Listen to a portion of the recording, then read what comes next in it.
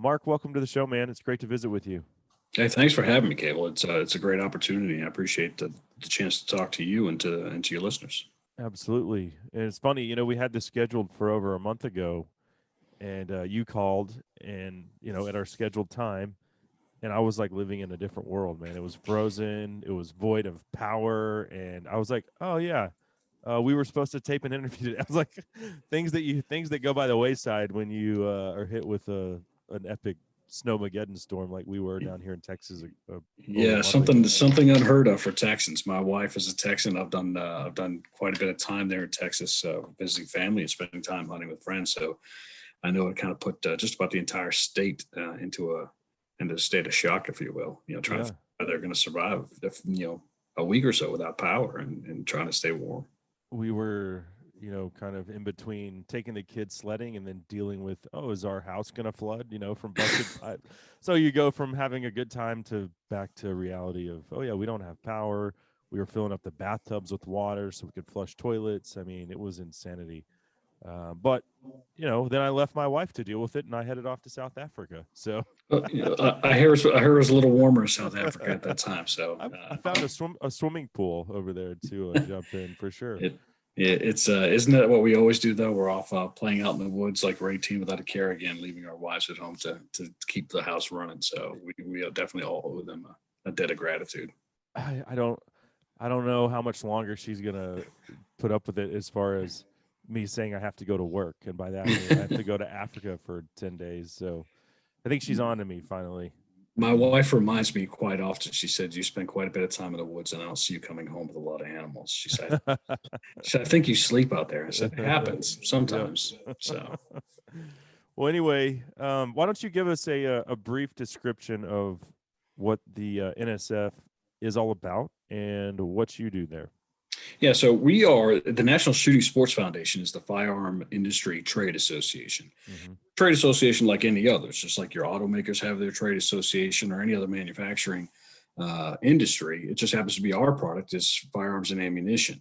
And going along with that, of course, firearms and ammunition tend to be a bit of a lightning rod subject. So in nearly every Congress and in nearly every state, there are people who want to literally put our industry out of business. So we are very active on fighting on behalf of our member companies to make sure that they have the ability to be able to manufacture the firearms and ammunition that we enjoy to be able to use and to be able to exercise our Second Amendment rights. And a lot of people always ask, kind of what's the difference between NSSF and someone like the NRA? And we certainly work a lot on the same issues and we have a lot of the same concerns. But really, the dividing point is the gun counter. We work on everything really that gets that gun to the counter for you to have the ability to purchase that firearm. Once it crosses that counter, that's really where the NRA starts to take up for you. And they're concerned about your exercising your Second Amendment rights. They're a civil rights organization. And we're focused on the manufacturing aspect of it. Obviously, we couldn't do what we do without the Second Amendment. And we're focused on making sure that people can, exercise their ability to have that right. But that's kind of where the dividing point is. We're concerned about everything that is, including getting the bar stock to the manufacturer to be able to produce the firearm, to be able to keep that moving through the supply chain to the gun store so you can buy it. And that really kind of came into a crystal clear focus here in 2020 when we had the pandemic shutdowns. Hmm. And the manufacturers were being affected by these stay-at-home orders and these shutdown orders. And we worked very closely with the Department of Homeland Security and the individual states to make sure that manufacturing, distribution, and retailers were able to stay open because it is an essential service. Yeah, if you don't have the ability to exercise your Second Amendment right, you're being denied your rights. So there's, a lot of our manufacturers have government contracts that they have to be able to deliver upon.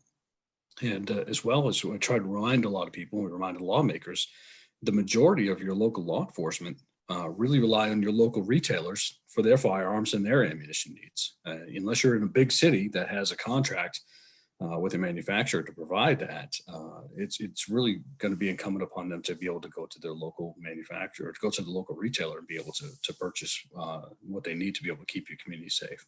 And then beyond that, of course, your ability to be able to purchase a firearm. We saw that in record numbers last year. 21 million background checks for the sale of a gun in 2020. And we estimate that 40% of those people, based on our retailer surveys, 40% were buying a gun for the very first time. And that comes out to over 8.4 million people bought a gun for the first time last year. Well, we welcome all of the new gun owners into the fold. Now we just need them to realize who they voted for and what they're trying to do to the Second Amendment. And really, when I first reached out to you, HR 8 wasn't even on the radar yet. I mean, we knew that they had an anti-gun agenda. So since I have you, we'll talk about that. But that's not really why I wanted to have you on originally. You talked about these manufacturers, and I recently had on Justin Nazaroff. He's the CEO of Phoenix Ammunition, and he drew a lot of heat from the anti-gun crowd, and I guess even a few maybe Democrats who own guns. And there certainly are many. But he put that disclaimer on his website.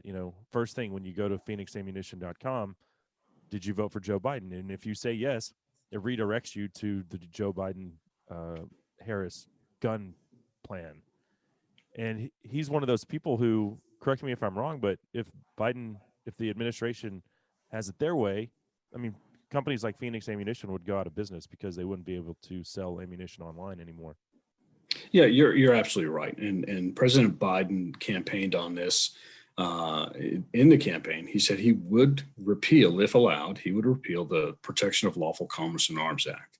And that's the law that forbids frivolous lawsuits from being brought against firearm and ammunition manufacturers. That doesn't mean manufacturers can't be sued.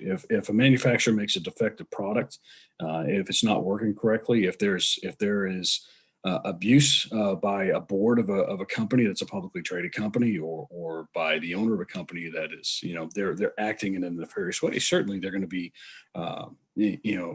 held liable for those misdeeds or any kind of defects in the manufacturing.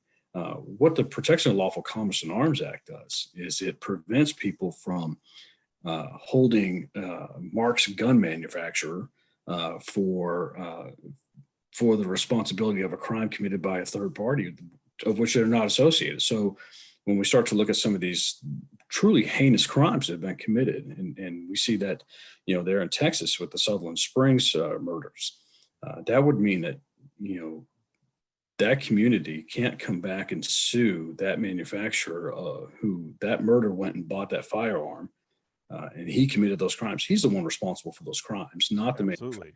It's the same way of saying, if the fire manufacturers are responsible for that, then that makes Ford no less responsible for the deaths caused by drunk drivers. And that's really what it comes down to. The fire manufacturers are making a lawful product. They're selling it in a regulated manner in accordance with all federal, state, and local laws. And they're making sure that they're doing their part. What cannot happen is, you have activist lawyers, activist mayors, and governors who are going to literally bankrupt the industry through frivolous lawsuits. And they really don't care about the end result. What they care about is the tying the industry up in the courts and bleeding them dry through money that they're going to have to spend on all those legal fees. And that's what the Protection of Lawful Commerce in Arms Act stops. President Biden said he'd repeal that. And that's a very real, and that is a very potent threat to the industry. And it's not just a threat to the industry, it's a threat to the end user too, because if he's able to put the manufacturers out of business, again, our manufacturers also have those government contracts. He's jeopardizing our ability to provide the arms that our military needs for safety and security of our nation, for our law enforcement to provide safety in our communities, and for you to exercise your Second Amendment rights. And that's really what it comes down to at the end of the day. They're trying to find ways to choke off your ability to own a gun. And the Protection of Lawful Commerce and Arms Act is absolutely critical to the manufacturers that we're able to do business in an unencumbered way without being attacked by activist lawyers. Right. And I guess going back to that Phoenix ammunition deal, and any online ammunition distributor, that would prevent them from doing commerce over the internet, correct? Yeah, they're part of President Biden's proposals would be to restrict the ability for people to sell ammunition through online services. Hmm. And he proposes that all ammunition be bought in a face-to-face transaction. And there are actually movements in states and in the federal government and in Congress. They're looking at proposing bills that would make it so you had to actually pass a background check for the purchase of ammunition. So what we're looking at now is they want to completely uh, encumber the background check system, which is fairly strange. We saw that in 2020 with all those background checks, record number of background checks. The FBI had a very difficult time trying to keep up with that. Hell, it takes like a year to get a suppressor these days. I felt Yeah, so lucky. I got mine in 6 months. I couldn't believe it. I was doing you backflips. you're a record breaker probably I know. among the but you're right. I mean, so when they start talking about they want to add everything to a background check, they're also not talking about adding resources. And as the industry, we've actually gone in to Congress and said, listen, the FBI and the ATF, they need greater resources to be able to do the job that they need to do to make those background check systems work the way they're intended to work. Hmm. And when the industry, the ATF's industry inspectors are able to go out and inspect, we want to make sure that they have the adequate resources so that our manufacturers and our retailers can continue to do business. And what they're trying to talk about is taking these laws that help the industry stay within the regulations, and they want to weaponize those against the industry. And it's Hmm. a scary measure. Absolutely. Well, thanks for the insight on that front. I originally wanted to visit with you, and this was after I became pretty pissed off about a piece I saw in the winter 2020 issue of Backcountry Hunters, their Backcountry Journal. It was titled Leading on Lead, and the piece focused on hunters seemingly needing to police themselves and try to transition to non toxic shot across the board. Okay, I think there's validity to that. We should be cognizant and in places where it's necessary, um, use non-toxic shot. No duck hunter has a problem using steel shot or bismuth or what name your pick, whatever it is that you want to use, as long as it's not lead shot. We know that that's terrible for waterfowl. Um, I don't believe that that is the same for lead rifle bullets. But the author of this piece, the co-author, his name's Jan Dizzard. This guy is anti-gun. He is pro lead shot ban across the board. I don't know why BHA would publish something he wrote. Really pissed me off. I mean, he's featured in a piece titled "I Burned My NRA Card." So this dude, you know, I don't see why, you know, coming from he says he's a hunter, right? I just don't see how hunters adopt that mentality when where's the where's the sticking point where we if we give an inch they're going to take a mile. They're going to kick the door down if we let them put their foot in it. And so I don't have any use for that mentality whatsoever, but it got me thinking at the very least about lead shot and what that would mean for this industry. So let's discuss that. The pros and cons. First of all, price point. Non-toxic loads are, 20-30% more expensive than traditional lead shot. Yeah. Yeah. So when we start looking at it, in the industry's perspective on this, is should always be the individual hunter's decision. We understand that you can't use any lead shot in waterfowl hunting, and that's the law. And we're going to make we want everyone to follow the law. If you don't follow the law, you're going to be held accountable by that game And warden. we all should want that. We know that Yeah. it's bad for waterfowl. Yeah. So we have but I think it's important to understand is that less than 5% of all ammunition manufacturing is alternative ammunition. And a lot of that is because of what you're just talking about, is because of the price point of it. It is more expensive. It takes a different process, and it takes different metals and alloys to be able to make those. Bottom line is they're not opening any new copper mines in the United States to be able to make more copper ammunition. It is more expensive. The manufacturers have submitted new formularies to the ATF for approval, so that those formularies can be approved for sporting purpose ammunition. And those formularies have been sitting with the ATF for over a decade. They haven't moved on them. So there really is not an incentive for the manufacturers to continue to explore new formularies for for alternative ammunitions when that money is not going to be recouped and reinvested in being able to provide new alternatives of ammunition. Mhm. But that price point really is a difficult thing.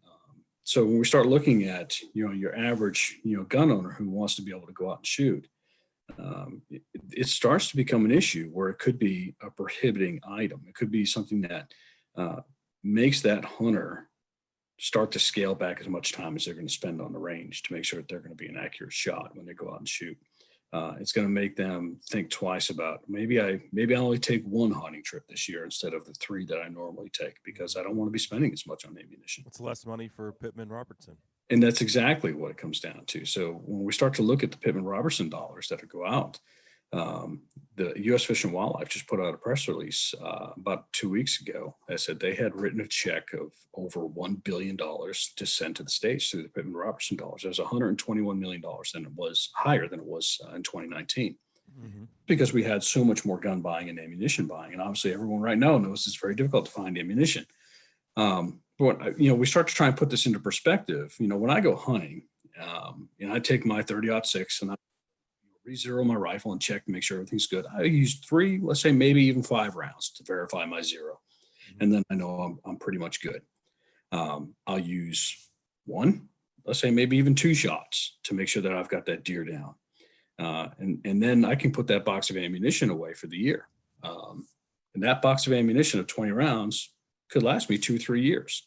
But when I go to the range and I start to just play around with my AR-15 and I play around with a handgun, I'm starting with 100 rounds for both frames just off the bat. That's just an hour's worth of fun, right? Right. Well, you don't. It's fun, but it's also necessary. It's training. It's making sure that my skills are going to stay sharp and that I'm going to be, a responsible and cognizant recreational shooter. When you go to the sporting clays range, you're going to shoot an entire sporting clays course. You're going to burn through 100 rounds of ammunition. So you start to look at those numbers and you start to really realize it is the recreational shooter who's putting the most money into it. And we estimate that 70% of the money that's going into Pittman Robertson dollars is tied to recreational shooting and not necessarily. Wow. I didn't realize it was that. So when we start to look at some of these measures to limit the use of traditional ammunition, then it starts to become a real impact on wildlife conservation, because these are the dollars literally that are being spent to not just save the animals that we love to hunt, not just bring back Rocky Mountain elk and bring back the white-tailed deer and the wild turkey, but it also is the money that saved the bald eagle. And it's also the money that's saving ferns. It's providing conservation areas for wildlife habitat.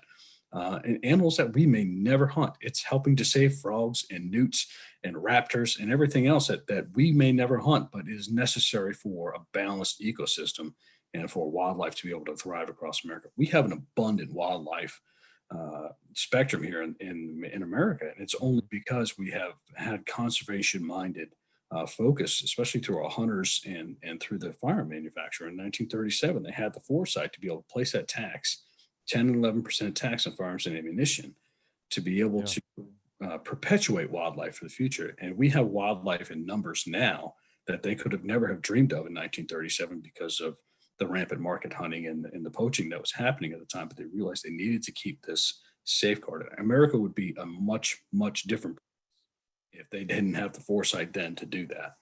Yeah, no, absolutely. So that's why it pisses me off when I see a quote, pro hunting outlet publishing stuff like that. It's a difficult and emotional issue for a lot of people, and that's why we've always said it should be left to the individual hunter. We understand that some hunters may choose to shoot alternative ammunition, and let's be honest, we become very particular to what type of round we're going to shoot through whichever rifle. My 6.5 Creedmoor rifle that I shoot, suppressed rifle, I will only shoot one very specific manufacturer's round through that rifle. I know exactly how it's going to perform. I know exactly what it's going to do, and I know that I'm going to get reliability out of that every time. I shoot a different manufacturer's ammunition through my 30-06 bolt action rifle, and I know exactly what that round is going to do each and every time, and I'm very loyal to that. When I go shoot, sporting clays, or I shoot, recreationally skeet and target, skeet and trap shooting, I'll probably stick to, one of 3 major manufacturers because I know they're all going to be pretty reliable. But when I waterfowl hunt, I stick to one manufacturer. I know exactly what Yeah. that steel ammunition is going to do. So we all tend to become a little bit loyal to what we know is going to work, and because we've seen the results, and we want to repeat those same results time and again. We don't want something to go sideways when we're out in a hunting situation.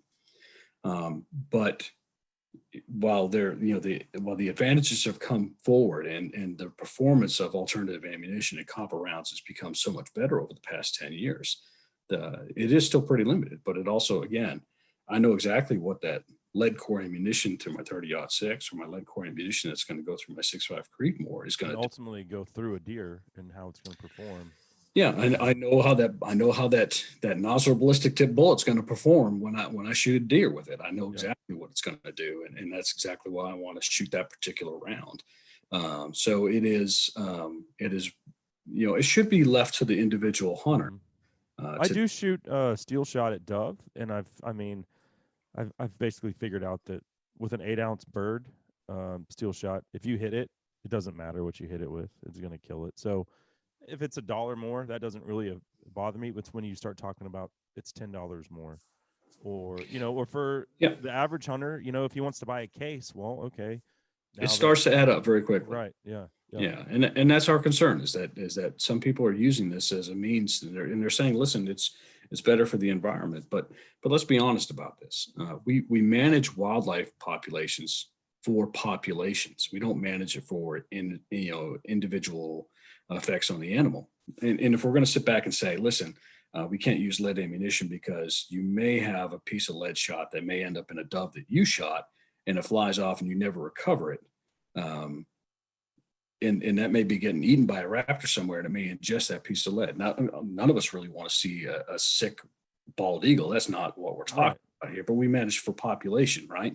Right. So if you're talking about saying, listen, we can't have lead ammunition because it might make one sick eagle, well, now you've just made the argument that we need to ban all hunting, because if you're causing, harm to one individual animal, well, that's what hunting does. You're taking the life of that animal, you're harvesting that animal.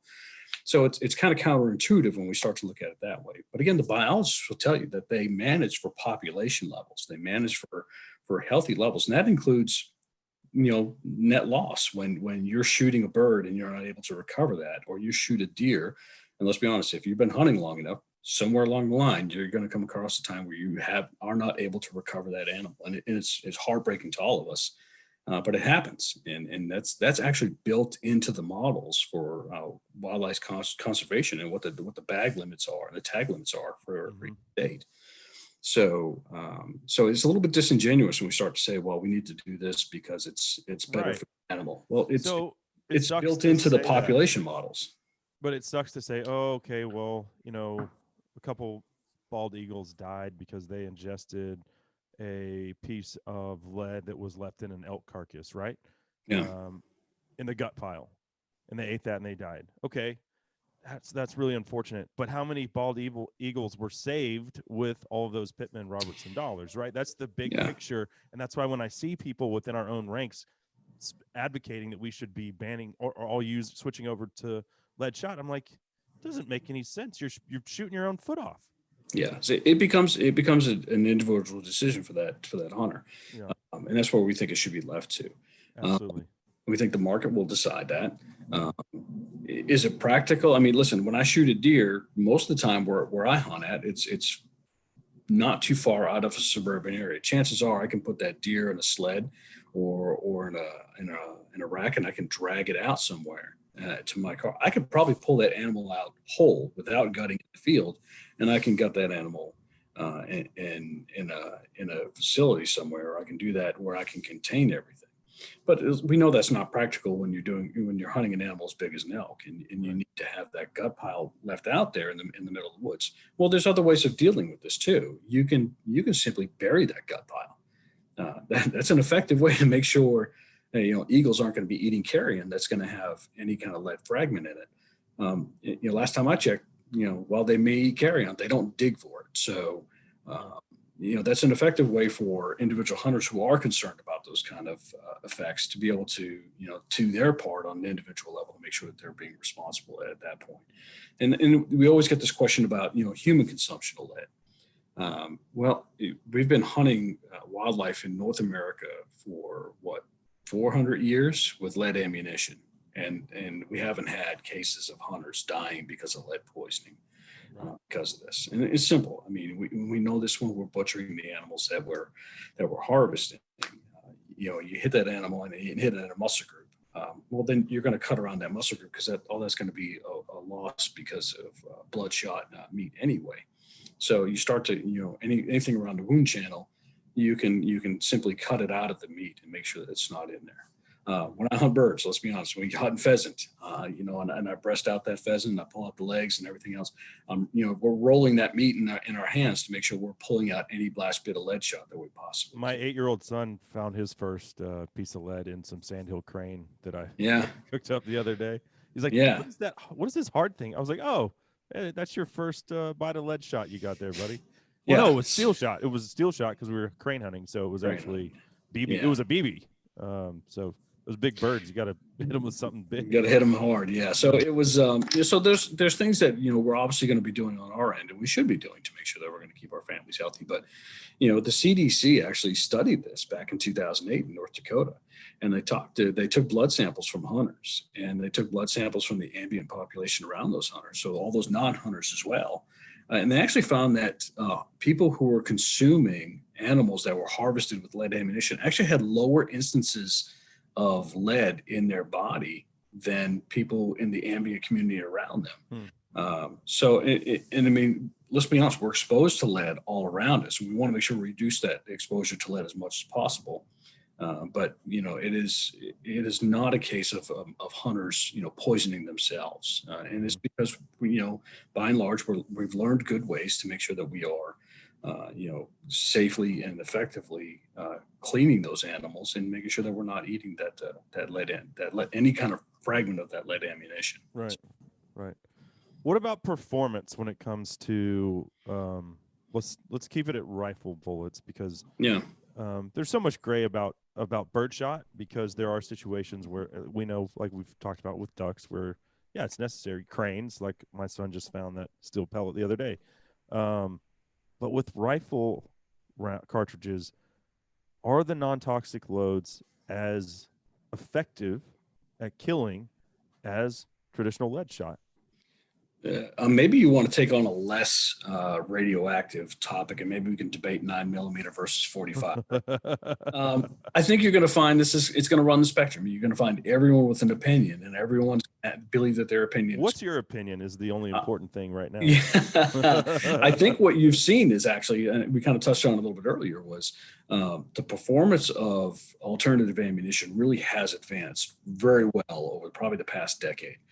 If you look back a decade ago, I think there were a lot of concerns that, you were having ammunition that just was not performing well. It was not mushrooming the way it was supposed to. It was, passing through. It was, monolithic, hard copper ammunition was just pushing through. Let's be honest. And we start to look at just a very basic level. Our lead ammunition is jacketed with copper for a reason. And it's because it's a harder metal, and it makes sure that lead deforms at a precise rate when it's passing through that target. I think that the performance that we've seen now out of alternative ammunition really has come leaps and bounds.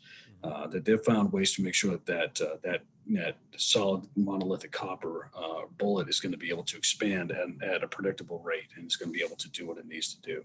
But that really is kind of what I touched on earlier. Is I'm going to shoot a very specific round through my 30-06, a very specific round through my 6.5 Creedmoor, or whatever other firearm I'm going to be using, because I know exactly how that bullet's going to perform when it hits the target. And I think that's what you're also finding with people who start to become very loyal to alternative ammunition, whether they're shooting copper ammunition or they want to shoot bismuth through their shotgun. They've become believers in how that's going to perform, and they know it's going to perform consistently. And so that's what they want to use, and they might be willing to spend a couple extra bucks to do that. And they should have that alternative. They should have that option to be able to do it. We just don't believe that it should be mandated, because again, we see a lot of times that these mandates really are just backdoor ways to be able to start to price people out of the market. Mm-hmm. We saw, like you said, 5% of ammunition manufactured is non-toxic. Only 5%. It's and that includes all your waterfowl ammunition. So I mean that's incredible. of it. So So it's, these manufacturers can't just flip a switch overnight and say, okay, now we're going to go to non-toxic. I mean, yeah. So, it's interesting. I think people are starting to see that, our manufacturers and the ammunition manufacturers are really stretched pretty thin. We have a few major manufacturers. There's quite a few smaller manufacturers. But 2020 really showed us that, it's, the days of walking into your local gun shop or even your big box retailer and seeing shelves stacked with ammunition, it may be a quaint memory for some time that we've been dealing with. Jason Hornady from Hornady Ammunition and put out a video earlier this year, and he said that they made 30% more ammunition in 2020 than they did in 2019. Jason Vanderbrink, the CEO of Federal Premium, which of course is your entire Federal ammunition family, which now includes Remington Ammunition, said that they made more ammunition, it's more hunting ammunition in 2020 than they ever had in any previous year. And they're cranking it out as fast as they can. But that's they're trying to meet all the common calibers. They're trying to meet everybody's handgun needs. They're trying to meet shotgun needs and rifle needs. Kent Cartridge is a sponsor of ours, and I was talking with Jeff Berry over there, and he said the same thing. Like, they're making it faster than they ever have. They're making more than they ever have. Yeah. They can't keep it on shelves. Yeah, it is literally, if it's being made today, it's going to be in a box and on a pallet and out the door tomorrow. And we all know as soon as it hits the shelf, it is going to be gone. There's usually a line in front of a lot of these retailers waiting for the store to come open to see, what they're able to get. So get their 2 boxes. Yeah, get their 2 boxes. And I was actually surprised. I went to the range this past week. I took my brother with me, and then we were going to shoot some ARs and we're going to shoot some handguns. And I was like, hey, can I get 100 rounds for, each frame that we're going to shoot? And he was like, yep. And I was like, we're not limited to 50, are we? He's like, no, we'll be able to meet your needs at the local range. So, but yeah, I mean, so when you start looking at it, even the production for traditional ammunition is very difficult. And people are like, well, why can't we get more ammunition? Well, these manufacturers don't have an extra facility in the backyard that they can go just cut the shrink wrap off of and go flip the lights on and everything's going to be good. Right. And the ability to be able to expand to meet that need has to be met in a responsible way, that they're going to be able to fiscally survive the years where it may not be such a great demand. Let's be honest. I mean, 2020 was a year unlike any other.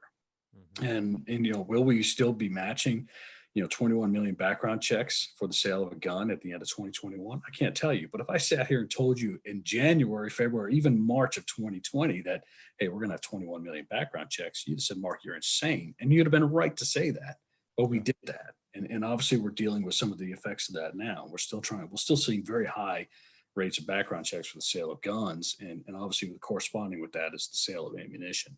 It's going to be something that's going to be difficult, but we also know that, it's not like these manufacturers can just, dig a hole and start building a new facility. That takes time, capital, it takes investment, and they need to make sure that that's going to be able to pay off.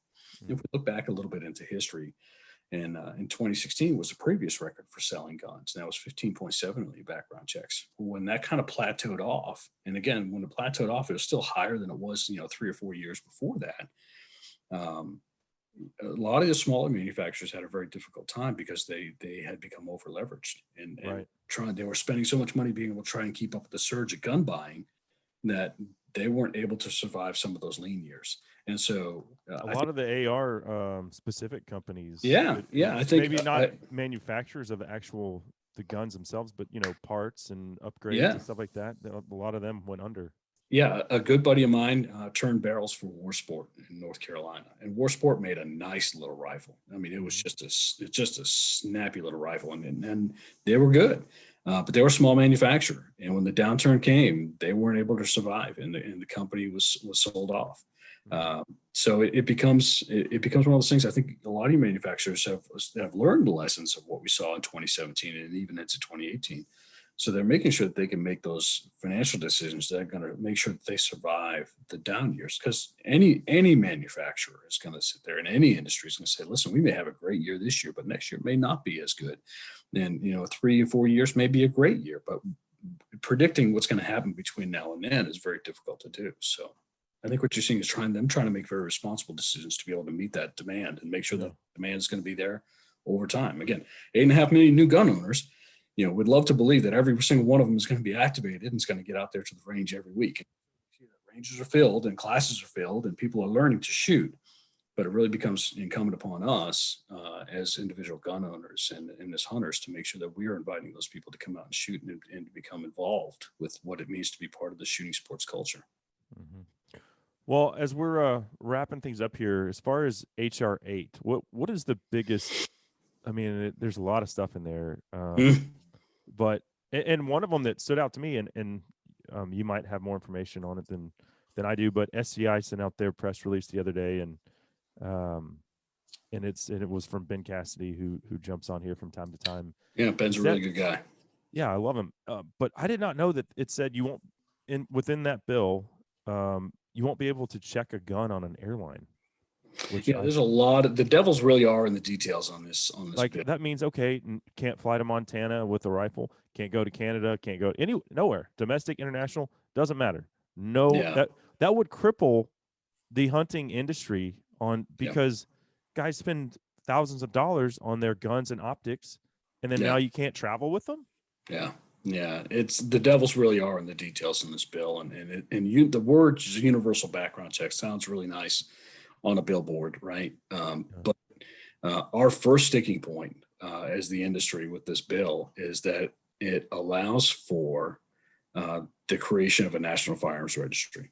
So let's talk about what that actually means. That means that if you exercise your right to keep and bear arms, to buy whatever that purpose is, any lawful purpose, whether you decide you need that for self-defense, you want that for recreational target shooting, or you want a new hunting rifle or a new hunting shotgun, that means you just got put on a government watch list. So what other right that is protected by the Constitution are you going to be put on a government watch list for exercising? And that's what they're talking about, that you will be put on a watch list. And let's be honest, the first step toward confiscation is always a registry. So if they know exactly where that gun is, cradle to grave, and that's what they're talking about, they want to be able to track that the whole time. And that means they're going to track you as well as the gun. And that becomes a very scary and very Orwellian way of being able to exercise your rights. And at that point, it's not a right. You are being given a privilege by your government, which is going to watch you through a nanny system. For our retailers, we have some other issues. Maybe some of the other folks haven't looked at, but we have to look at it from our retailers' perspective. And some of those are become, it becomes very difficult. So if Mark's a retailer, and he's got his friend, he's got two people that come in to want to sell a gun on a person-to-person sale, but it has to be facilitated through a background through the federal firearms licensee. So, person A wants to sell the gun to person B. Person B comes up as a prohibited person on the list, and the FBI will always give you one of three responses: proceed, delay, or deny. It won't ever tell you why. So person B comes up as deny. I can't transfer the firearm to person B. Well, okay, let me give the gun back to person A. But before I give this gun back to person A, I just want to make sure that I'm doing the right thing. And I run a background check on person A. Person A comes back as a deny as well. Well, now what am I supposed to do? If you're the retailer, you don't have law enforcement authority. You can't seize a gun. Right. But you also can't pass that gun to somebody who comes up as a prohibited individual because you're breaking the law. Wow. So there's no relief for what's supposed to happen with that. The way the law is written, too, is it runs exactly counter to how federal regulations work with the ATF. So every time a firearm comes into an FFL, they have to log that into their what they call A&D book, the acquisitions and dispositions book. So it has to be put into the acquisitions column. Okay, I got this gun in, and now it's under my custody. And then when I sell that gun is now disposed of, and it's under disposition, and it's left the store. What the law is saying is don't do that. Run the background checks first and then log it in. Well, that's going to put you counter to what the ATF is inspecting. And now you're going to be running afoul of ATF regulations, and you could possibly lose your license because you're trying to follow the law, which is counter to the regulation. So the devils really are in the details on this. But I think the biggest thing for people to understand at the end of the day is that if this is passed, you have just been put on a national watch list registry, and that's going to be the first step to them coming through and saying, we're going to take this gun from you. You don't need it anymore. We're watching that happen in real time with our neighbors to the north in Canada. Mm-hmm. Yeah. I have never met a Canadian or an Australian who is thrilled about their current situation. I mean, these guys, and I've had one guy from social media who does a lot of predator hunting in Australia, and he kills a lot of foxes. Um, he has to hunt them with an over under. Can't use a semi-automatic. Doesn't have a rifle. He uses an over under shotgun only for his predator hunting. And I mean, he's like, well, it's the only thing that we're allowed to have. Like, you can't have 3 shots. Can't have a semi-auto. Yeah, I think the key word you just said there was allowed. I mean, Mhm. it's now it's the ability for you as an American isn't to keep and bear arms isn't an allowance from your government. Mhm. It's a right. And you don't have to justify your rights, that it's pre-existing. Your creator gave you that right when you were born. As a law-abiding citizen, you can exercise that at your will. You can choose not to exercise that. That's your personal prerogative, Mhm. but it is your right. And that's not something for the government to dole out as they see fit and to Yeah. put conditions upon that. Well, as it stands, it's currently, I think, in the Senate's hands at this point. And It is. Yeah, it's in the Senate's hands. And Senate Majority Leader Chuck Schumer has been in favor of this. He's wanted this. And he said that he will at least put it up for a procedural vote. So that's kind of a test vote before it starts to kind of move. Now, next week is supposed to be a hearing on gun control. And there's no bill attached to it. It's going to kind of be an airing of grievances, if you will. It'll be a chance for every member of that committee to be able to talk about their particular gun control bill, and then to be able to hear from witnesses about the need for gun control, or to hear from counter witnesses to say why gun control ideas are a very poor idea for this nation to adopt. So it'll definitely be interesting, but it's something that every gun owner, every voter needs to pay attention to, and to make sure that they're reaching out to their to say do this is no good. yeah, do you expect the Democrats to vote on party lines on this, or will there be any dissent within their ranks? Like, maybe it's fool's gold, but I've always thought maybe Joe Manchin would Yeah. stand up to something like this. I'm not sure if he will at this So point. yes, I think if we look back, and obviously Senator Manchin authored the Manchin-Toomey bill, which was a version of universal background checks. Interestingly, Senator Toomey, who's retiring, he has really nothing to lose at this point. He actually has come out and said that the universal background check bill, as written, is not narrow enough in scope that he could support it. So I had a very difficult time thinking that Senator Manchin would be the same way. And I Mhm. think the kind of bills that we're looking at are going to be very difficult for the very few senators who are kind of still center senators to be able to explain to their states and their voters as to why, especially those states with very strong Second Amendment traditions. The West Virginia, you talked about Senator Manchin. Mhm. Also, Senator Heinrich in New Mexico, and Senator Sinema in Arizona, and Senator Tester up in Montana. These are states with very strong Second Amendment traditions, and people are very concerned about these issues. And I think that for Senator Schumer and others to take their vote for granted would be, a fool's errand. I think that's going to take some convincing from their part, but I don't see them coming out immediately and fully embracing exactly what's being put before them. But I think Mhm. it's also important why we need to make sure that voters are involved and reaching out to the senators to say this is no good.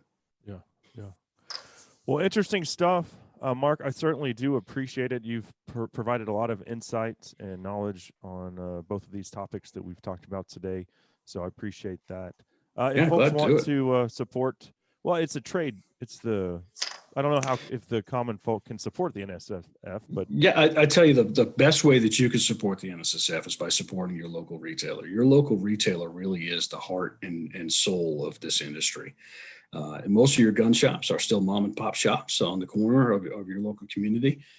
Certainly, big box retailers are big, but it really is those small retailers that are taking care of you every day. So make sure that you're supporting them, and really grow the sport, grow who we are as gun owners and recreational shooters and hunters. And that's you can look us up at NSSF's Plus One movement, and that's our challenge to every gun owner, to every recreational shooter, and every hunter, is to grow one more person just like you this year. Make a promise to yourself that you're going to take someone else into the woods with you to learn about how to hunt, or to reactivate somebody who hasn't been hunting for years. Or if you don't hunt and you're a recreational shooter and you love to target shoot, take someone else with you and let them experience what you have. I'm always that kind of guy. I'm like, listen, first trip to the range is on me. I'll pay for it. I'll buy the ammo. You can shoot my guns. And let's be honest, we have never, I'll probably the same. I have never taken anybody to the range who hasn't walked away smiling. So, Right. take someone out and let them experience what you're doing. That's the best way that you can support the industry, and support your retailers and your manufacturers that you love. Right on. Right on. Well, great stuff today. Thanks again for your time. And I'm sure that we'll visit again somewhere on down the road. Yeah, please do. Love to do it. All right. Thanks so much. Thanks, Gabe.